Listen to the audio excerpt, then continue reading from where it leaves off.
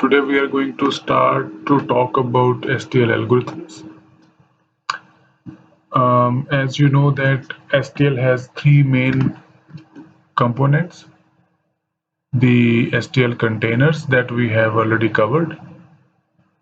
STL iterators also we have covered.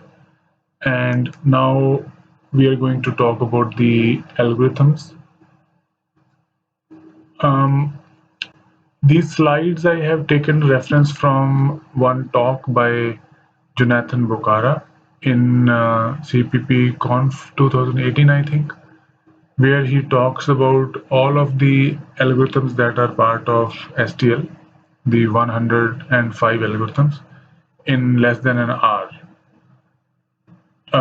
What he does basically is to describe those algorithms briefly and interestingly, and his emphasis is that we should know those algorithms well, very well, and I have borrowed the slides descriptions of those algorithms from that talk. So this is an acknowledgement about that. But we will also implement many of the algorithms that we are going to discuss. So um, why we need to know STL algorithms? Technically, they can make our code more expressive because STL algorithms um, accomplish a task.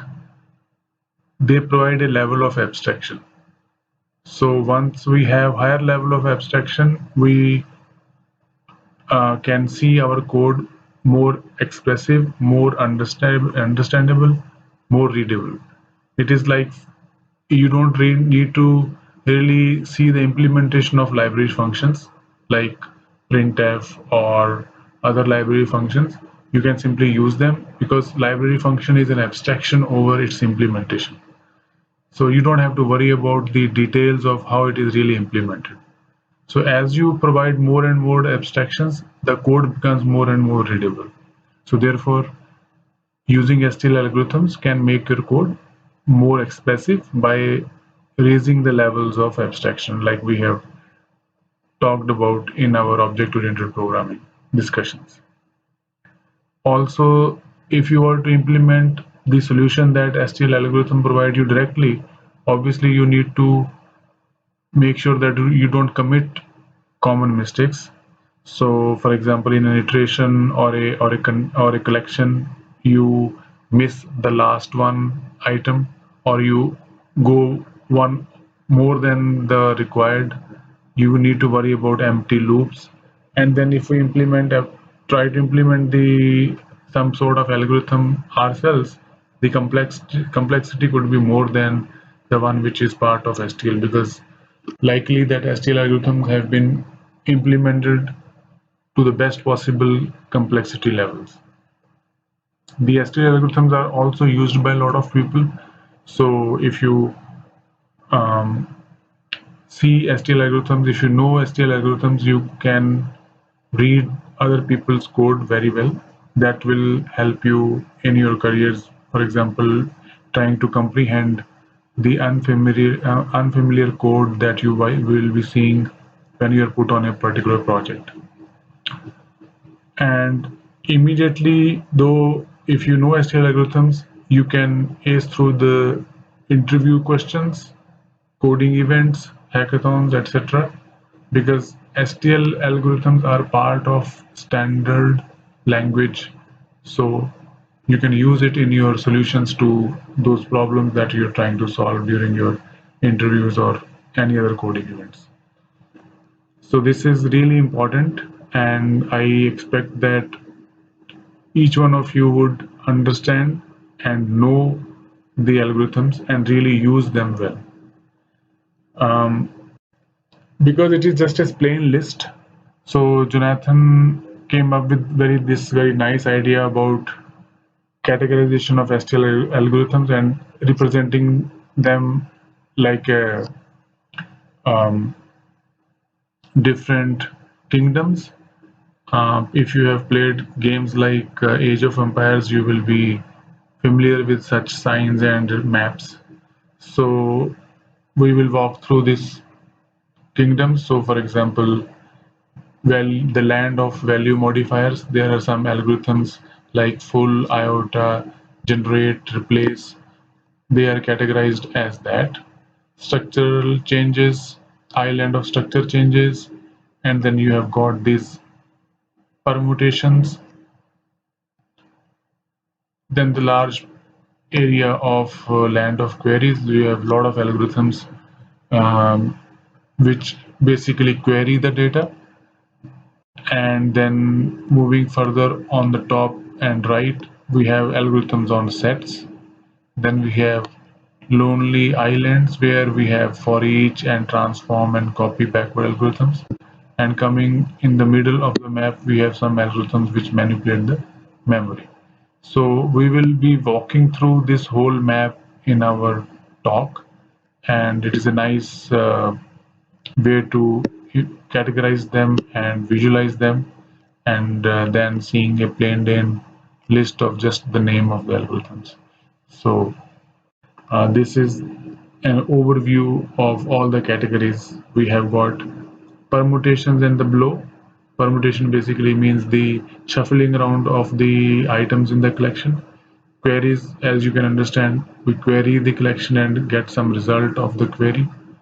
um, Algorithms on sets like difference between sets, union and intersections and all that stuff.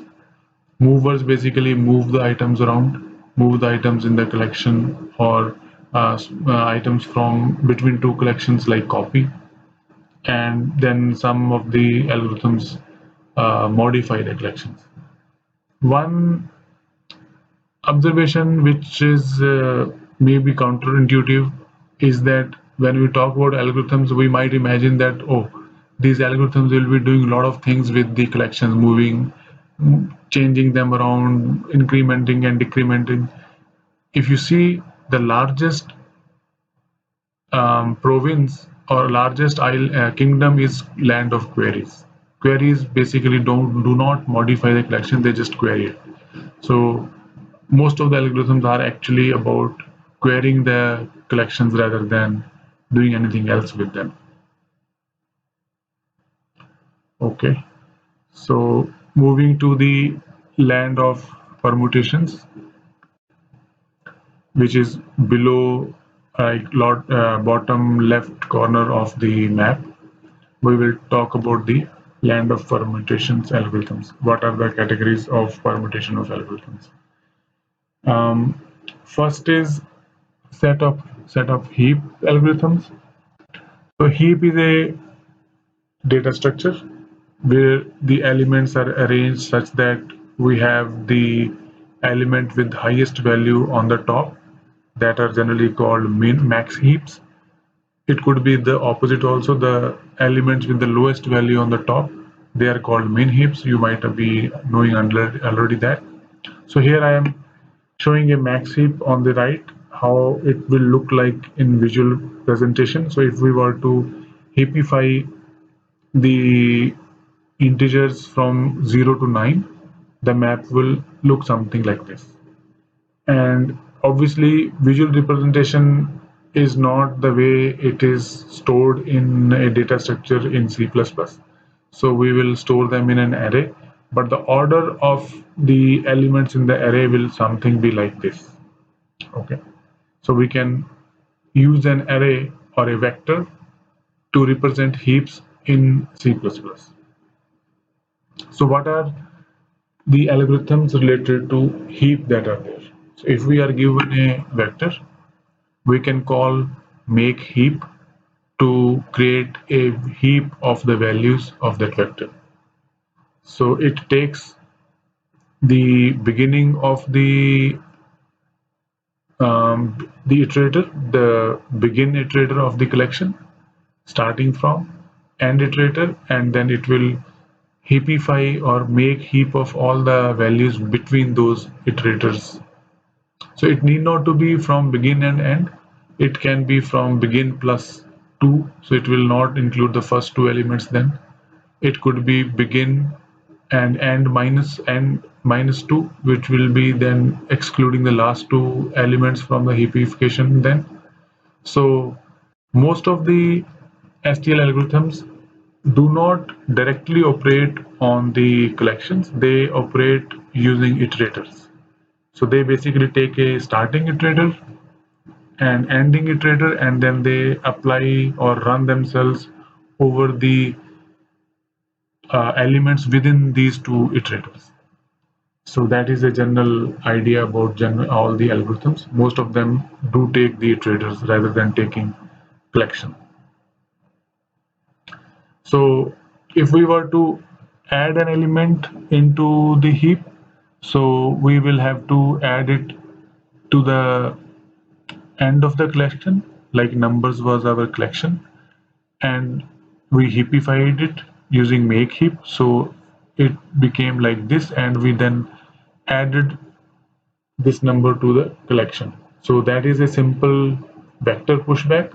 It is inserting a number at the end of the vector.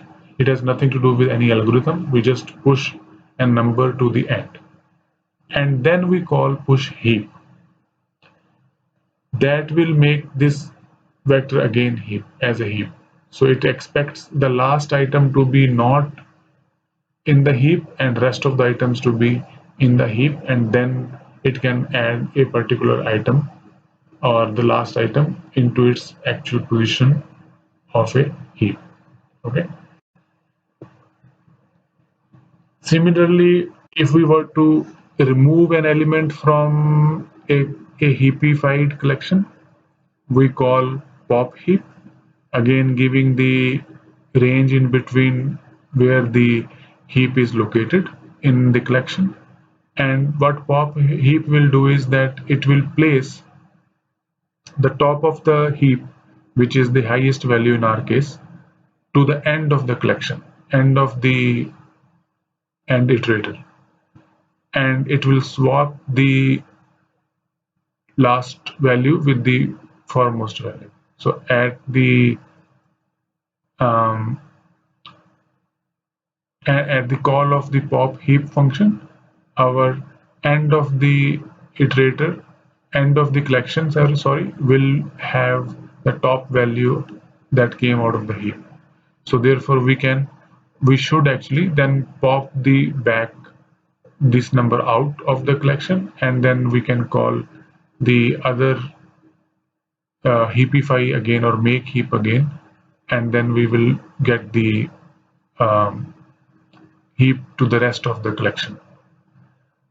If we keep doing this, if we pop heap and then pop back and then keep repeating this, we will end up having a sorted heap, because 9 will come, then 8 will come, and then 7 will come, and things like that. So we'll have a sorted collection if we kind of pop heap in a sequence. um, that is what the sort heap algorithm does also. Okay, so sort heap takes a heap and sorts it in the collection. So now we will go to our examples and do some examples of what we have just discussed. We will basically write some code and have some fun.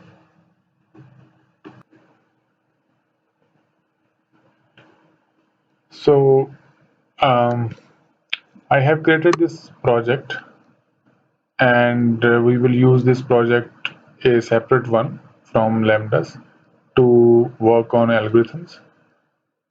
One thing I did was in Visual Studio, if you go to project properties after right clicking it, we need to see which C++ standard it is using.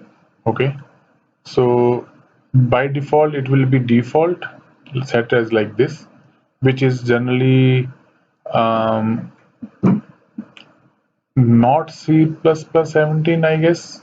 It is I think C++14 by default, but I explicitly choose that it should be C++17. So this change you should make, because some of the algorithms have been deprecated and actually removed also from C++17 onwards. So we don't want to use those algorithms. We want to be latest and greatest. Okay. So that is what one change I did, and just like that, and now we are good to go. So first thing is we want to talk about implement or use the STL algorithms for heaps as an example. But we can see that in our examples or slides, we were using collections of a vector or or an array, and we were using these numbers, right? So we will need this thing again and again, meaning we need to create a vector, put some numbers in it, and then shuffle them maybe, so that we can process it using some algorithm. So because, and then we will print it also. So what we are going to do is we are going to write two functions. One is which takes or which prepares a vector for us, prepare vector. Okay. And it could be, it is likely to be mostly of integer type, but because we know that we can have a generic template type t, so we will have a vector of type t. Okay. And it will tell us the uh, beginning number, the init, from where the collection will start. For example, in our example for numbers in the vector that we talked about in heap, it is initialized from 0, and how many elements we want to have in the vector. So what will be the size of the vector? So that will be unsigned size. Okay. And this vector will basically return the vector of type t. So it will be returning us the vector of type t. So to include vectors, we need to include vector header. Okay. And also we need to templatized. So template type name t, and here we go. So this becomes our um, vector, prepare vector function. Now we need to create a vector. So vector of type t, right? Let's say v equals to vector v equals to vector um, the we want to create a vector of type of size, so we just need to pass it the size parameter. Remember that if we are passing it like this in the round brackets, it will initialize the vector with these many numbers, these many elements. Okay. And now we need to initialize this vector from that number, and then we will increment it one each. So what we will do for v dot begin, okay, v dot end till the end. For v dot begin till we, so we have auto iterator I equals to v dot begin till I is not equal to v dot end plus plus I, right? And then we say star I equals to init. Okay. So first we put the value, and then we do init plus plus. So this way we can fill the vector with in starting with initial value, and then incrementally adding one number, one value into the number, and we are going to get the values in our whole collection. So one of the primary aims of or goals of writing expressive C++ code is no raw for loops. Okay, this has been explicitly told by experts in modern C++ that you should target never writing a for loop unless it is impossible otherwise. Now, do we have an algorithm which does this what we did? Of course, yes. So let's write that algorithm and see it can help us or not. So there is an algorithm called IOTA. It takes v.begin, v.end, and it simply increments the value after getting the init value. So our for loop is simply gone. So we can, to have this iota into our definition, we will have to include the numeric header. And after that, because we are using namespace stud, we can simply call this iota algorithm. It is going to do exactly what we wanted to do. It will take an init value, an iterator to an element from beginning to end, and for each value it will increment plus plus in it and then add that value there. Okay, now once we have that vector, what we want to do, we want to shuffle it because we want to randomize the elements. We don't want it to be in a particular order because that's what we want to then use for operating by the algorithms. So do we have a algorithm called shuffle? Of course we do. So shuffle. Okay. So shuffle is included in header called algorithm. Most of the algorithms are actually in header called algorithm. So shuffle takes we begin, we end, and it takes a randomizer. What function to put for randomizer? So standard provides us a function called random default uh, ran what was it default random um, just a second, default random engine. So that is the one, but where it is defined we will have to see. It is defined in random algorithm, random header, sorry. Okay, now you can see. So this is the default random engine. It will shuffle, and this vector we will return. Okay, so before working on any examples, we are already down with two algorithms, iota and shuffle.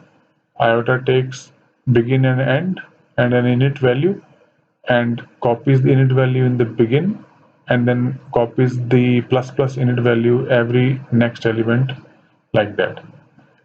And shuffle takes begin and end of the collection and uses a random number generator to reshuffle the elements in the vector in the collection.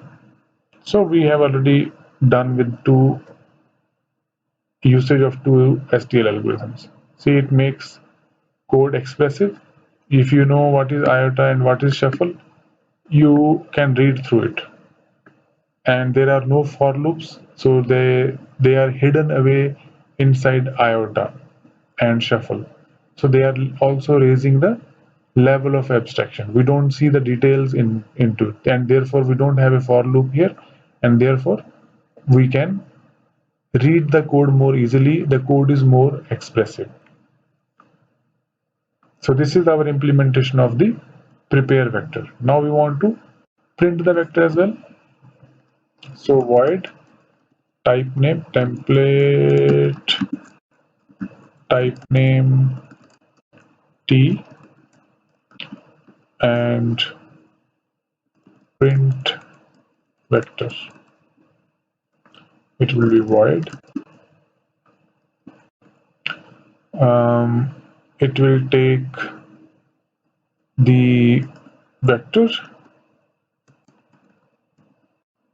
vector t vector of tv, and it will simply print the vector. Now what we want to do is we want to print the vector. So we want to write a for loop for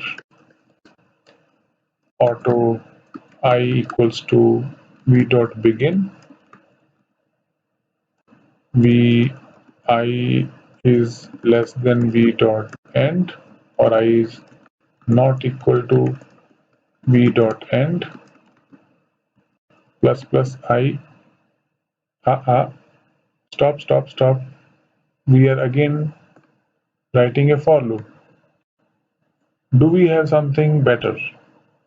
Do we have anything like for that can iterate over each item in the collection and apply some function on it? Because at the end of the day, what are we doing? We are simply getting to each element of the vector and printing it. Printing it is a function. So forget about the for loop. We have got for each algorithm.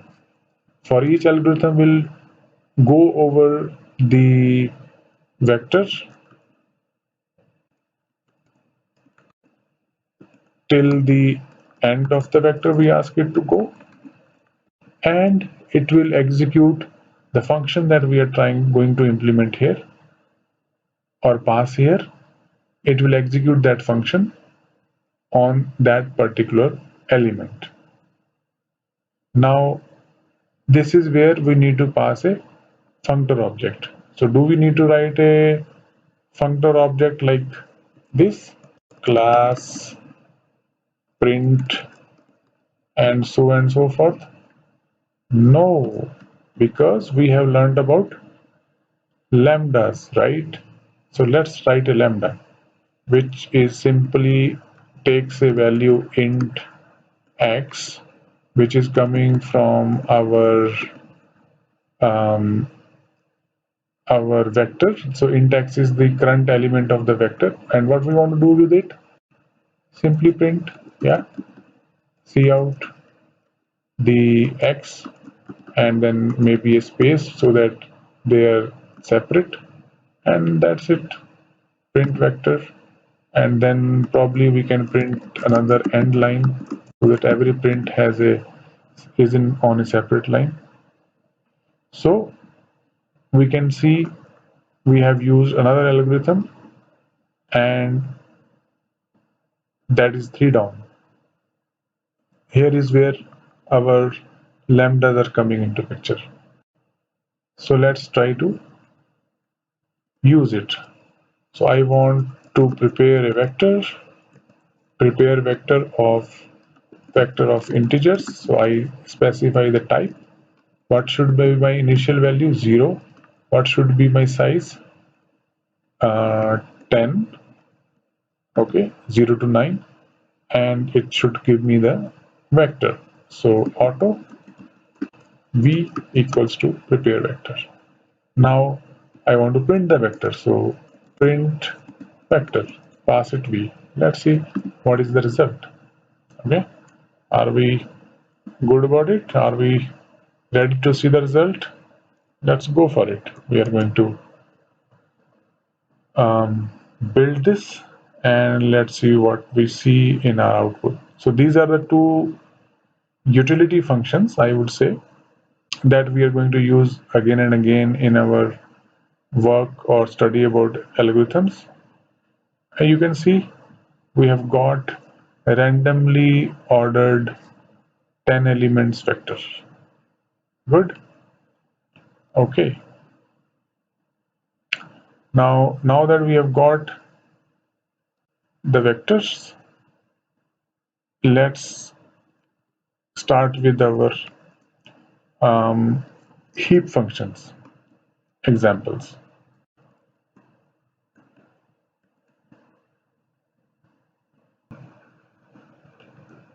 Okay, because these are utility functions, let's wrap them in regions. Pragma region utilities, and we end the regions here so that we can wrap it in a block and they just go away from our visibility. So we can do this as well. Now we want to um, talk about heap algorithms, right? So let's create a function heap. We'll try to use this that we call the appropriate function from the main, and actual implementation will be here so that we can preserve the code. Now first is we need to prepare a vector. So prepare vector starting 0 to size will be 10, and we get the vector randomly shuffled vector in our this v variable. Now first algorithm of heap is make heap. Okay, so make heap takes again begin v dot begin. So you can say v dot begin, or you can, there is this algorithm std begin also, which basically returns the same v dot begin. So you can say v dot begin, or you can also say begin of v, one and the same thing. Begin of v, so we have end of v as well, and then we just simply it shuffles the collection and make it a heap. So let's print the vector now. So the vector should look like the one that we saw in our presentation, and let's see what is the result.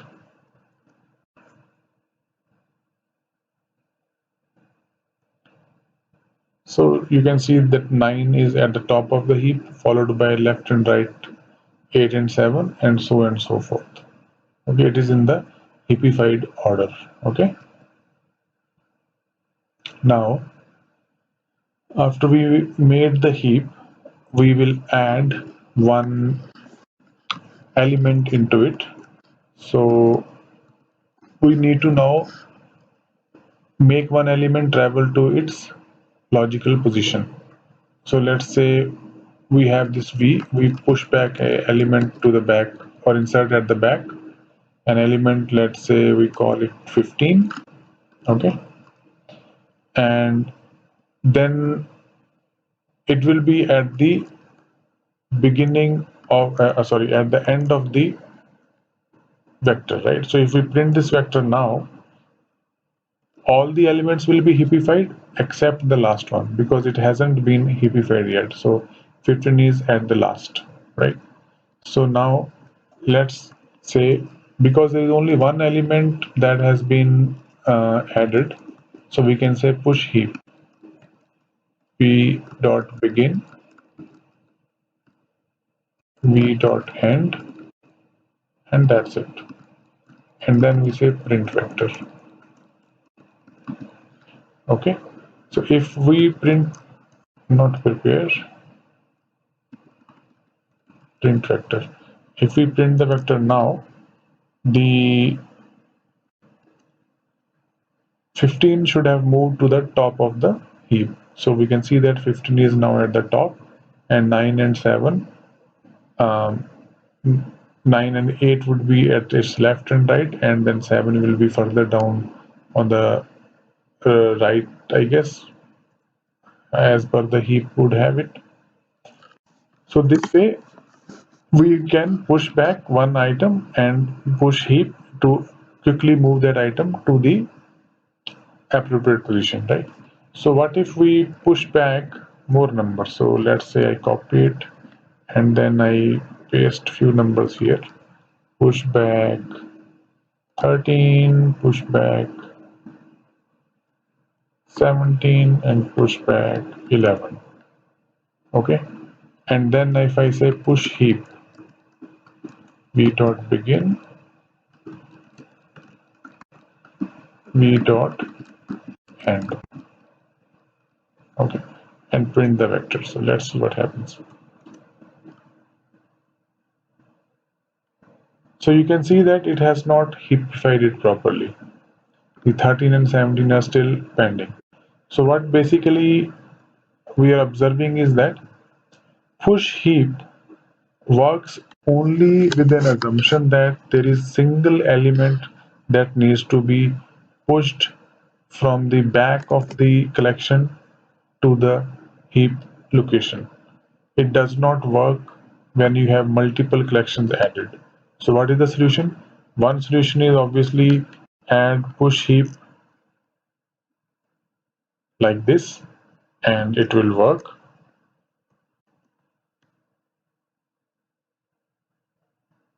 Now you can see the highest is at the top, so it has been heapified. Or you can basically add, because you never know how these elements are getting added. Maybe somebody is adding and you don't have control over it. So if that is the case,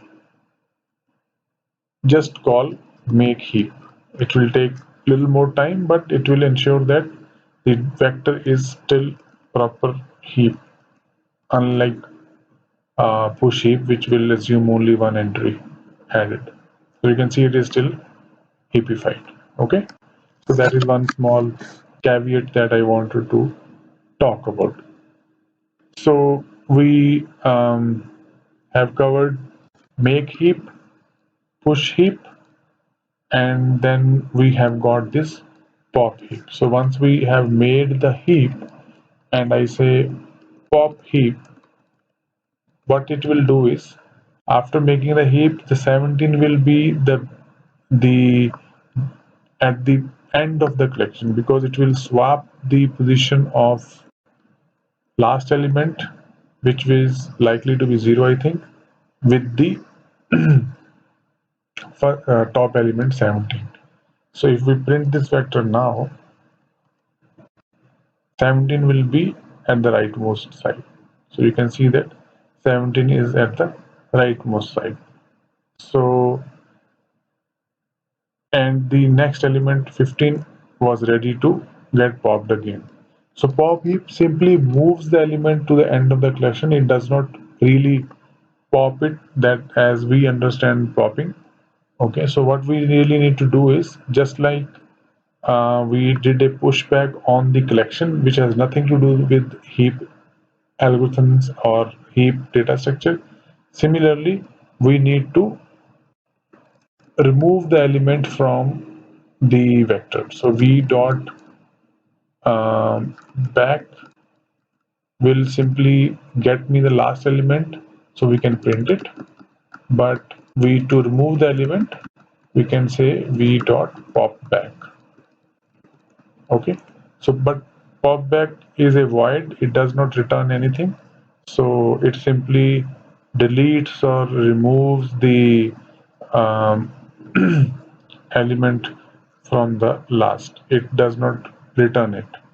So we have this back, which is return the last element present in the last of the present in the collection, and does not remove it. Pop back removes it, it doesn't return it.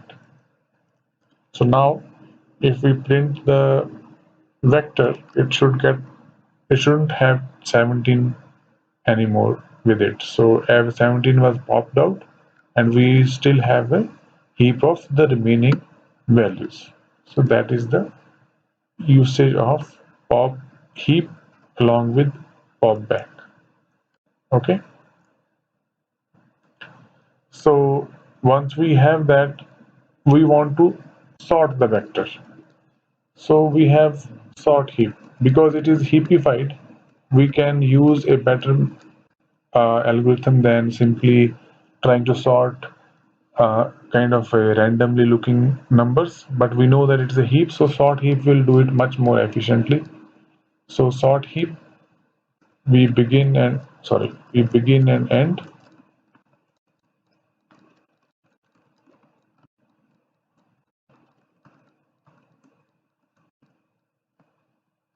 and then print the vector.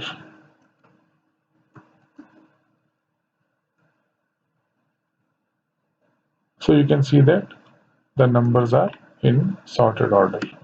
The collection has been sorted. It is no longer a heap anymore. Okay, that we need to be aware of it. So let's go further now. Let's see what is next. So we are at the shore of sorting. So we are still in the permutations. If we go back to our map, we are here. We are here. We covered these push heap, pop heap, make heap. Okay, and this is the shore of sorting. Okay, so we have this sort heap also covered. So this shore of sorting, and then we will move to the next shore of partition. Okay, so sorry, let's continue to the slide. Flip page. Next, and then we come to shore of sorting. So what kind of sorting algorithms we have in our STL? One is simply called sort. It will simply sort the elements from smallest value to the largest value. Okay, and partial sort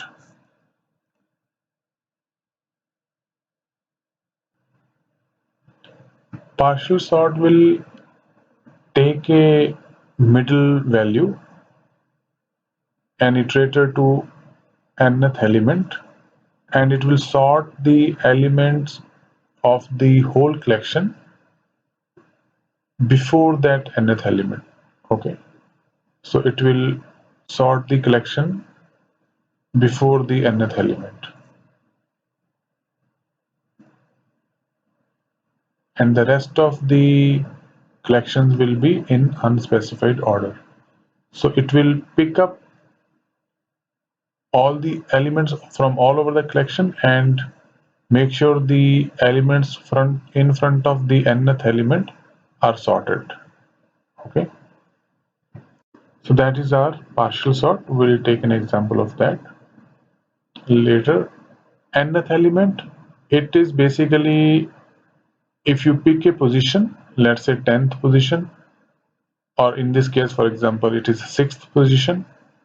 So you tell that I want to see which element will be at 6th position.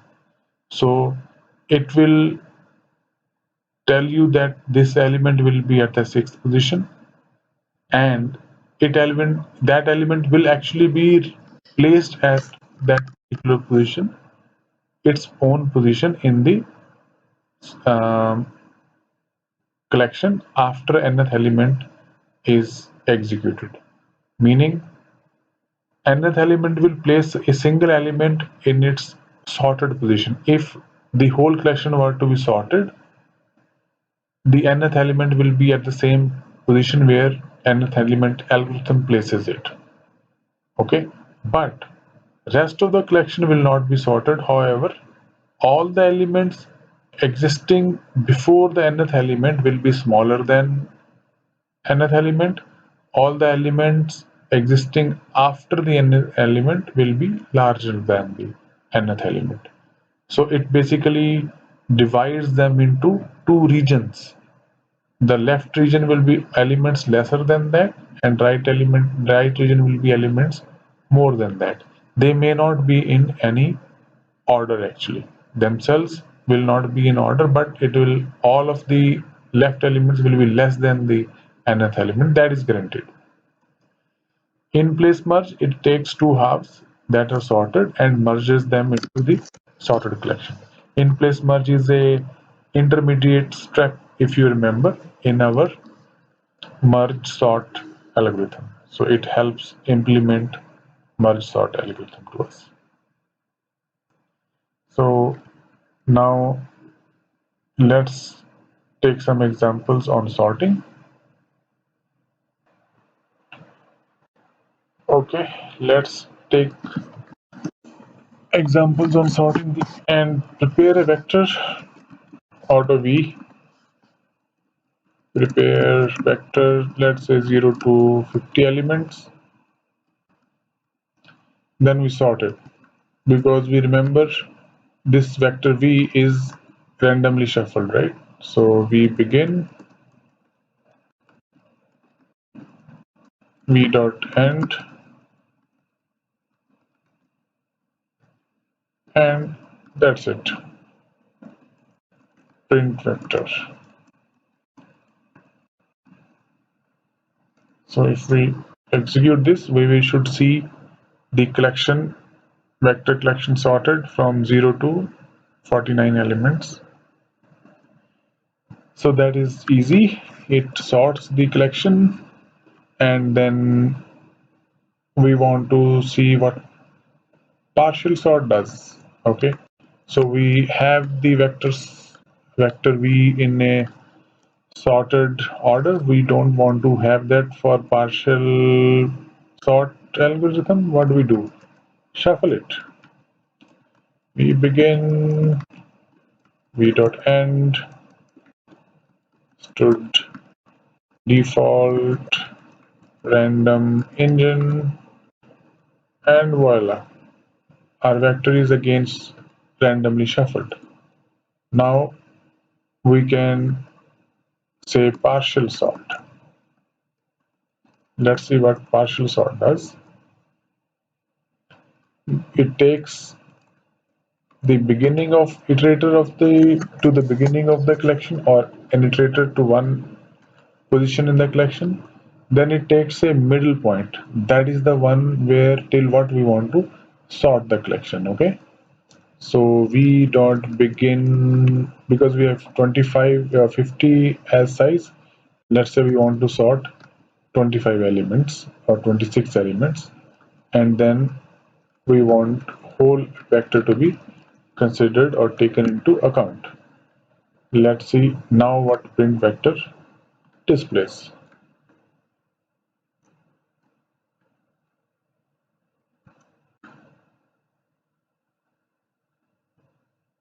So if you see, from 0 to 24 we have got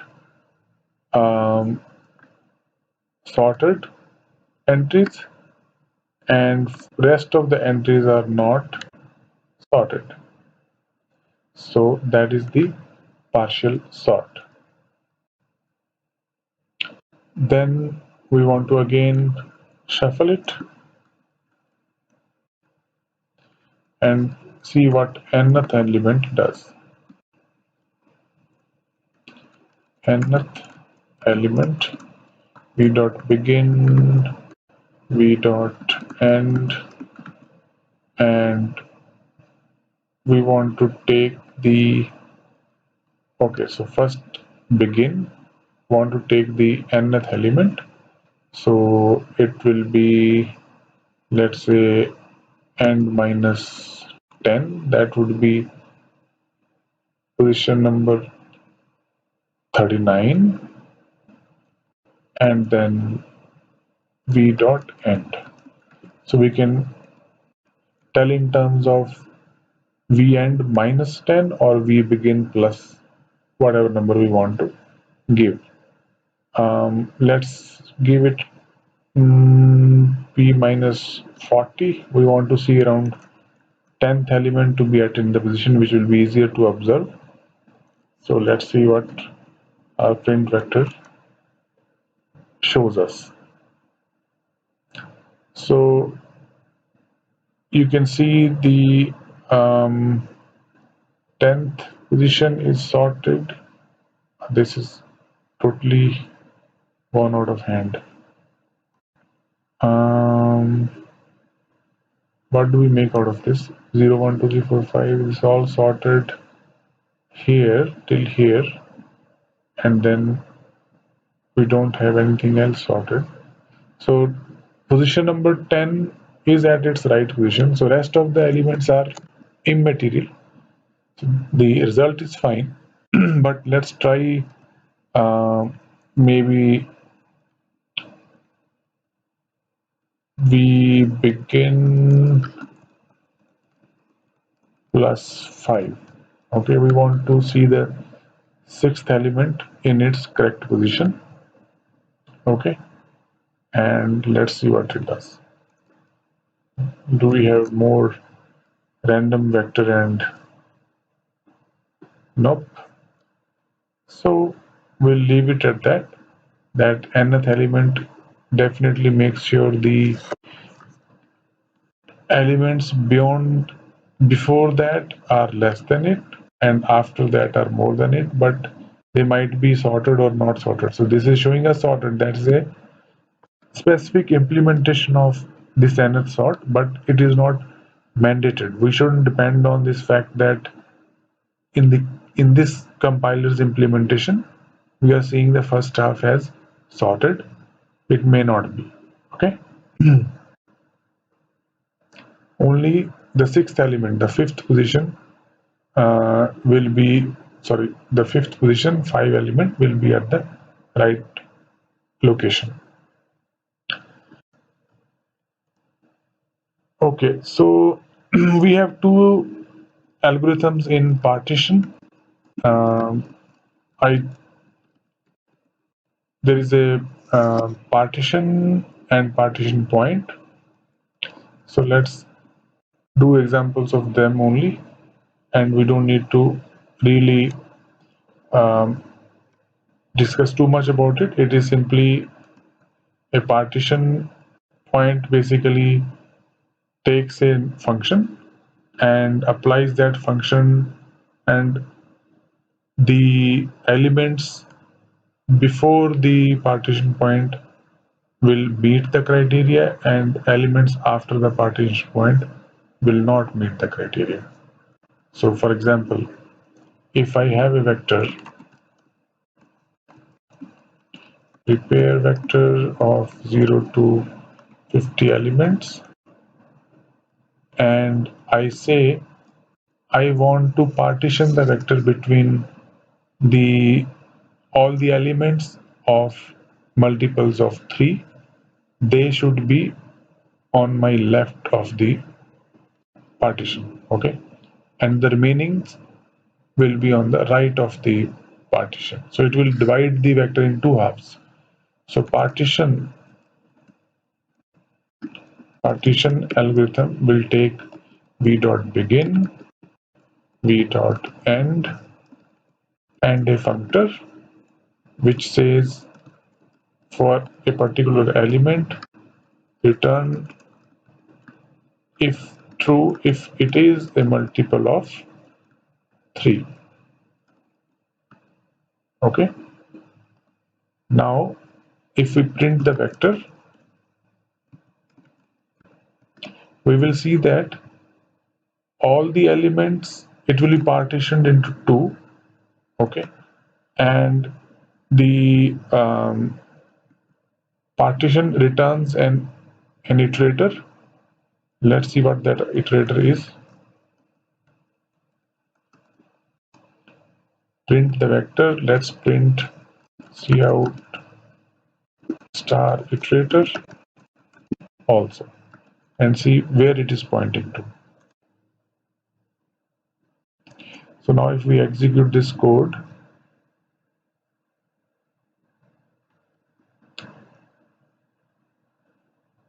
sorry, we need to call this partition from the function.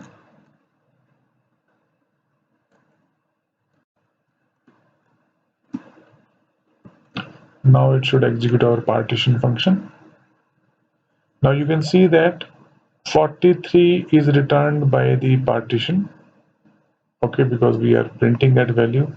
So the iterator is pointing to 43. 43 is the partition point. After 43, there is no multiples of 3.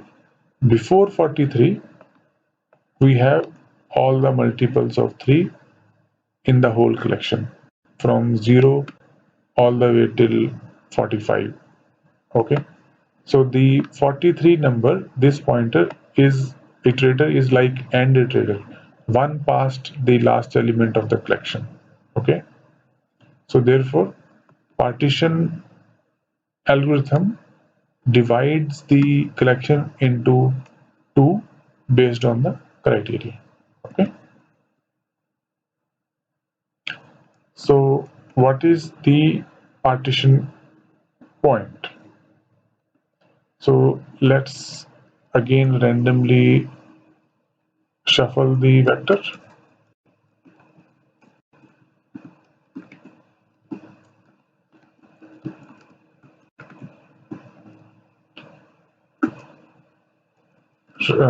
Default random engine. We have the vector shuffled again and see what is the second um, partition point algorithm does. What partition point algorithm is doing. Okay, so partition point again will take v dot begin, v dot end, and it will again take a functor. Same functor will apply here.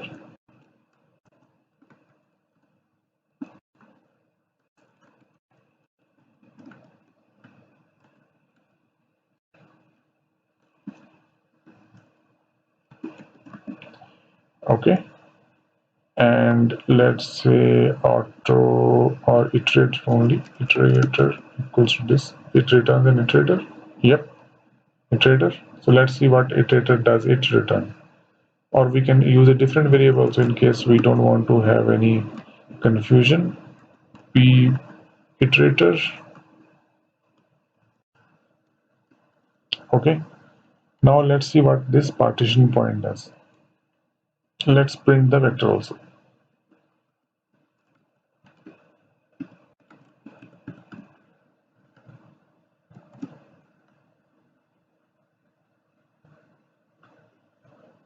So now you can see there are elements like 14, 23, 29, which are not multiples of 3 really, but it is returning 41, right? So it is returning element to the 41 value. Just a second. Partition point takes the beginning end and then it returns the iterator to the point where it should split the vector. So what are we getting? 41. P iter is 41. Um,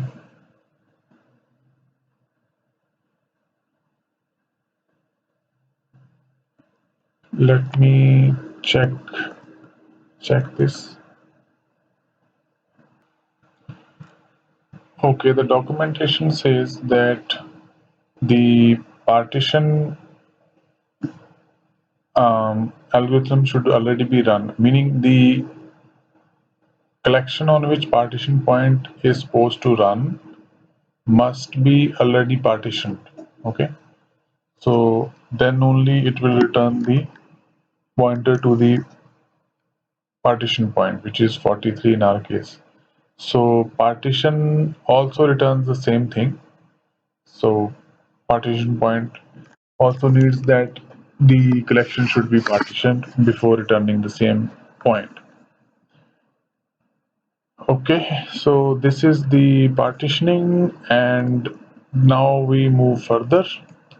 Let's see what we have got in the STL algorithms.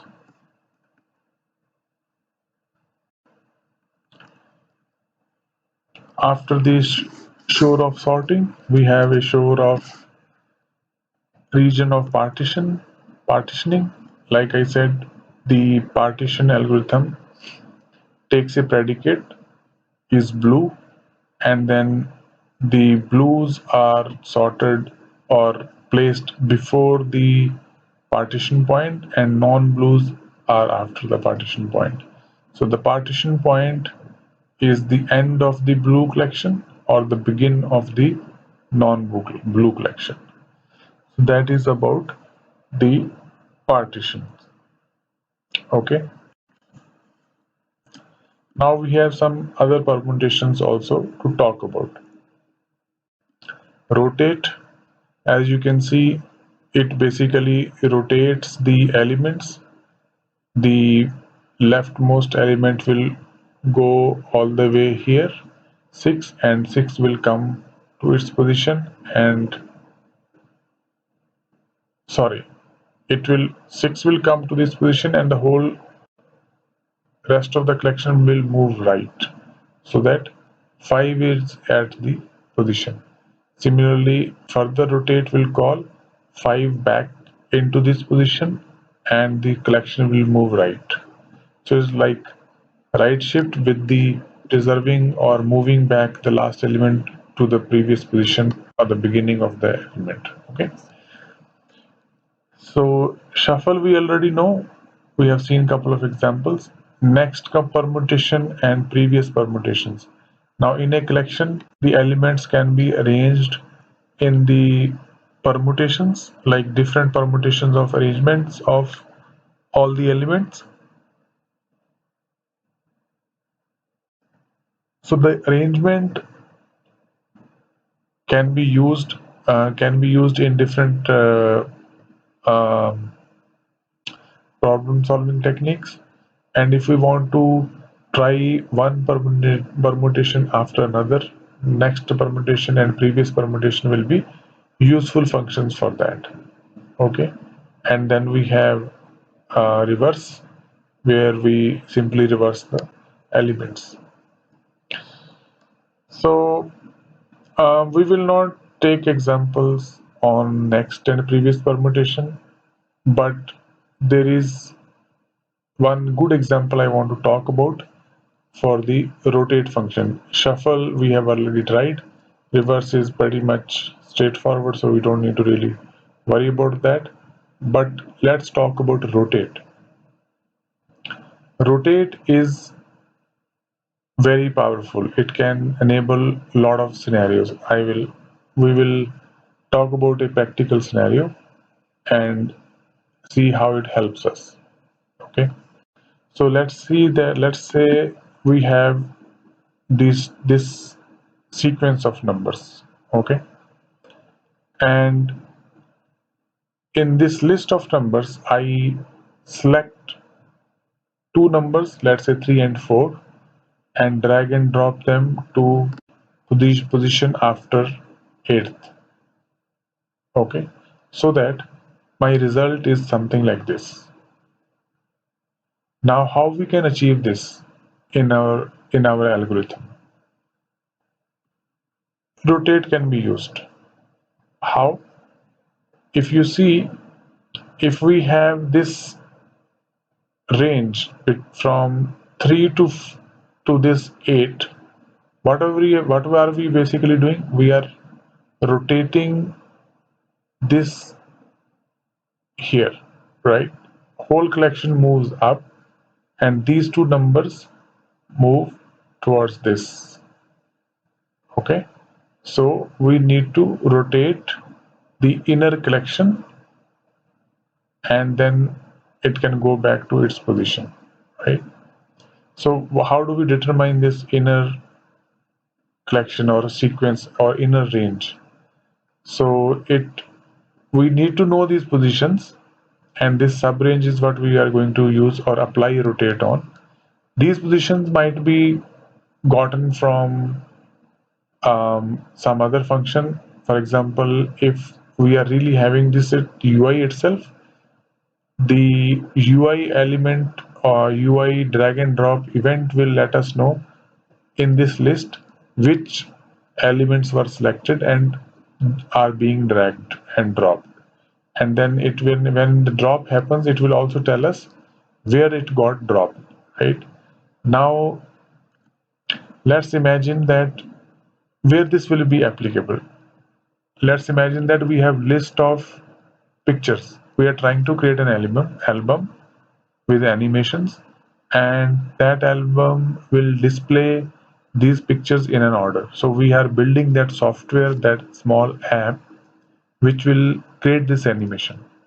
So the user has arranged the photos in an order, but now the user wants to move the third and fourth picture.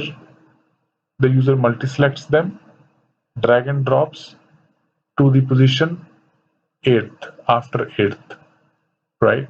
So that it results into these two moving down. So once we do that, that is just a drag and drop. How will we reflect the new sequence in the UI? Those two pictures should now show at the changed position, which is here after 8th, after number 8. It is not straightforward. We need to change the list, right? So if we have these pictures as in the UI as bound to a model, a collection which is indexed by numbers. So it could be, for example, an object which has a picture URL and the index. So 0 index, first picture URL, first one index, second picture URL, and the UI is using this URL to display the picture. When we do a drag drop, what we really do is we rotate, we change the order of this backend or the collection which is sitting or bound to the UI. We change the order of the pictures in that collection. Because of the data binding between this order, automatically the view will get updated and our pictures will be able to move from third and fourth position to the position 8th and ninth position, reflecting or completing the user scenario that user picks up two pictures, drag and drops to the 8th position before ninth position, and when the drop leaves, automatically the pictures adjust and the order of the sequence change. At that event, when that click is on the up event of the mouse box, we need to know where it was dropped, where it was picked from, and go back in our model code and apply rotate. That changes the sequence of the pictures. That sequence reflects immediately in the UI because of the data binding.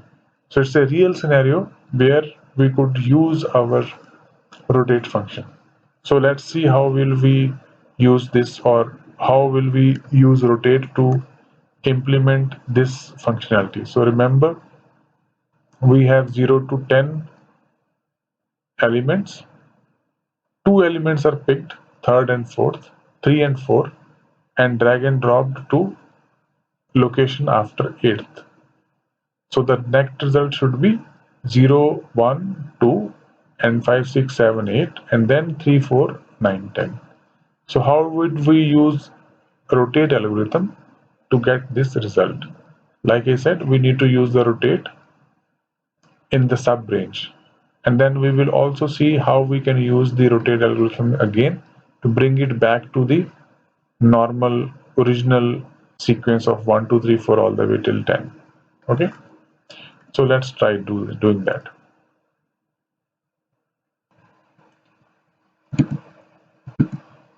Okay, let's try to emulate how will we implement the drag and drop of two elements. So let's prepare a vector first. 0 to 10. So 0 is the lead point. Total elements are 11. It is randomly shuffled. We want it to be sorted first. So let's sort the vector. B dot begin, B dot end, and then we will sort the vector using sort function and print the vector to make sure that we see it is sorted, and then we can start from there.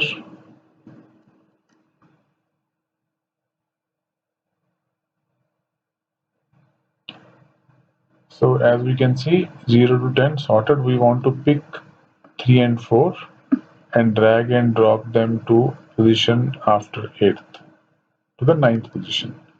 Okay, that is what we want to do. So what is our items that we have picked? Pick count maybe. How many items we picked? 2. What is the pick position? The pick position is 3. We are using 0 to 10, so index and the number matches. So 3 and 4 we picked, so the pick position is 3. And then where did we drop them? So drop position is equal to 8 plus 1, meaning we need to drop it after 8th position, current 8th position. So that is basically 8 plus 1. We need to drop it after 8. So that is 9. Okay. So now we have got all the elements for doing the rotation. So let's call the rotate function. So it takes the start of the iteration, a middle point, and it will rotate the elements between start of the rotation and this middle point back to the collection, right? So we want to move 3 and 4 which are in the front of the sub collection. So we want to find the sub collection. That 2 positions we need to move to the end. So to find the sub collection, we need to start from not the begin plus, but begin plus pick position, right? So if we start our rotation from the third position, that is what our sub range is, right? So that is the pick position. Now, how many elements? Where is the middle iterator? Because from starting point to the middle iterator, it will rotate all these elements lying between. So we want to rotate 2 elements. So the middle point will be how many elements have been picked from the pick position to how many elements have been picked. So we will say we know the beginning, okay, plus uh, pick position plus how many have been count picked, right? So that is our middle iterator. So from this point, which is third point, to this point, which is fourth point, so third and fourth including, all these two elements will be rotated. And what will be our end? It is not going to be our end, it will be begin plus the dropped position, ninth position, right? So after this rotation, let's print the vector.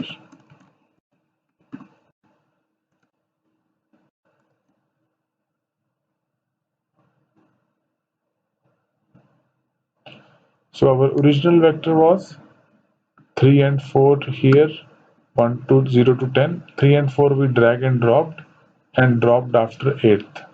What is our result? 0, 1, 2, 5, 6, 7, 8. Drag and drop 3, 4 here and 9, 10.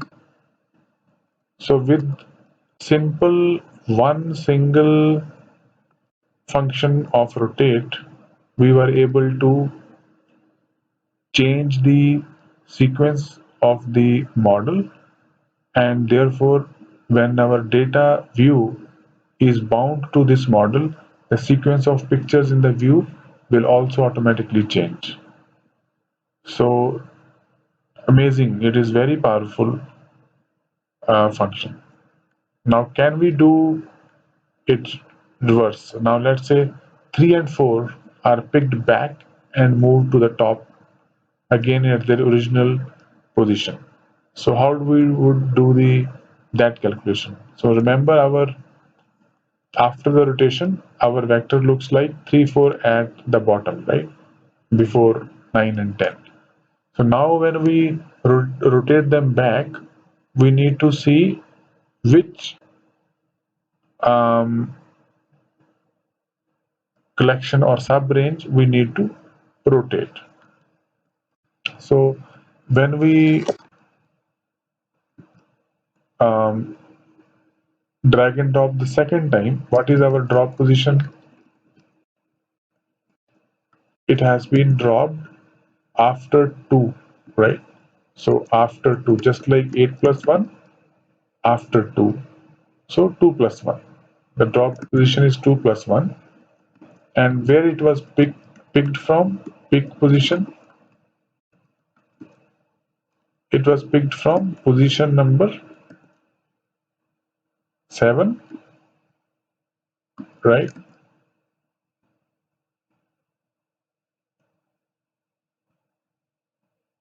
So pick position 7. Let's see if it should be 7 or 8, but we will we will see in the result, and then we'll justify the number. Okay. And how many we have picked? We have picked two elements. So because we dropped that ninth element, right? And we had two elements. So now the pick position will be 9 minus 2, which is 7, right? So now if we say rotate, now what we want to rotate? We want to rotate um, the sub range which has got 3 and 4, and the um, 3 and 4 at the bottom, and the dropped position at the beginning, right?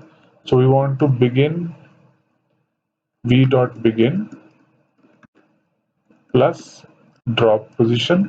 So that is where we want to begin from, right? And then we want to rotate all the items till 3 and 4, so that 3 and 4 come on the top. So the v dot begin plus drop position, that brings us to the point of drop, and now we want to rotate all the items. So the it is basically the pick position, right? So all the items from um, the starting from all the items from beginning to the pick position. Okay, we want to rotate those, and then what is our end of the sub range? V dot begin plus pick position and pick count, right? So pick position plus pick count. So now let's see what our vector prints like. So let's keep a print here also.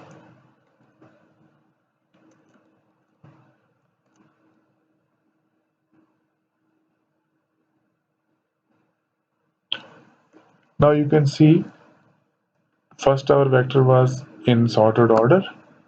We picked 3 and 4 and dropped it at this position between 8 and 9, and therefore this range.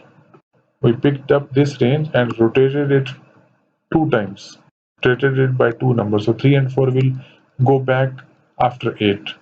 So 3 and in this sub range, 3 and 4 are going back after 8. Now this is our, for the second part, we want to pick these two people and drop them after 2, right? So if we want to drop them after 2, we need to uh, have a pick position here and rotate this sub range by 2. Sorry, not by 2, by 4. All these values should rotate so that 5 goes back, 3 and 4 comes here. 6 goes back, 3 and 4 further moves left. 7 goes back, 3 and 4 further move left. So we need to rotate all these 4 items so that 3 and 4 become in the beginning of this sub range. So we pick this point from the dropped position, pick the number, this rotation that we need to do from the pick position, which is at this point, right, 7 number, and then we have the end vector, which is this 7 plus 2. So therefore it can rotate back and come as this. So now I hope you can see the power of these algorithms that are there, which can enable these practical drag and drop scenarios, and we can implement them pretty easily using the standard rotate algorithm. Imagine what we would have to do if this rotate was not there and we had to implement the drag and drop feature in your application. Now it is just one line of code. Amazing, isn't it?